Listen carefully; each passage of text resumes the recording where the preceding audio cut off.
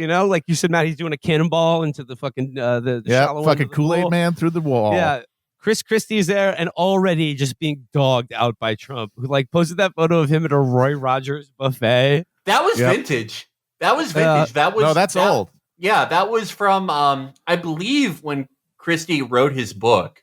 You know, one of the millionth books about that's like, you know, my time and courage of working for Trump for 4 years straight and then getting fired.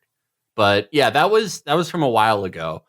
I like that Christie's announcement, it sort of hinges. He's kind of aware of how he's perceived, and he's like, we need a candidate who won't tiptoe around Trump. I don't tiptoe. Yeah, just openly being like, hey, I'm a big fat guy. Well, to that end, barely move. To that end, the New York Times has like, you know, a round table with like their opinion writers like opine on this, and they're like, the question is like, how seriously should we take Christie's candidacy?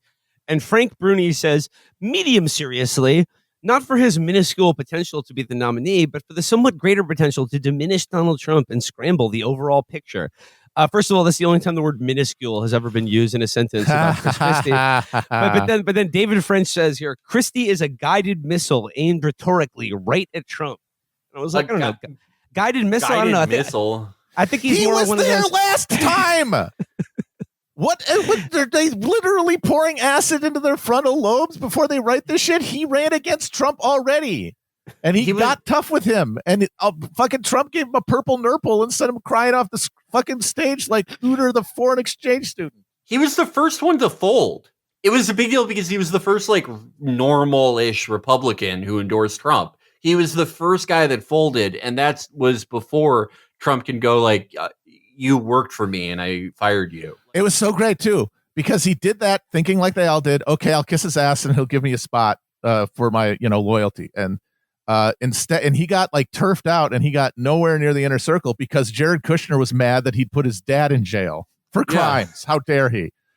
Yeah. Which shows you like his goal here is obviously to be DeSantis's attorney general, right? Like the idea here is DeSantis, if he wants to win, he can't really go that hard against Trump because these voters like him, and being him attacked will like make them kind of get their backs up. If Christie's thinking, I'll get in there and I'll attack Trump, bring his numbers down, help DeSantis get in, and then he'll reward me with a lolly because like the good boy I am, because I didn't put his dad in jail. And, fine, go for it. But like, where's the evidence that there's any attack on Trump you could launch that anybody who might vote for him takes seriously? I just like the idea that he's a guided missile. Like, yeah, that's what I think about when I think about Chris Christie. Not that he's just a bunch of duct taped together TNT tossed out of a helicopter. Yeah, here's the thing. If I were to compare Chris Christie to some sort of aerial bombardment device, I would compare him to the thing we dropped on Nagasaki, if you know what I'm talking about.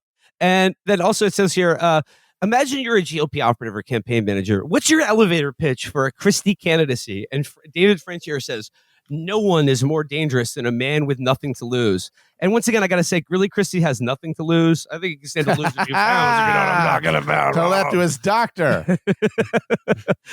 But no, I mean, yeah, like it's clear they're setting him up to be like, he's going to bloody Trump's nose. And it's just like, as you said, Matt, like this has already happened. We've already seen this. Time is a flat circle. Yeah.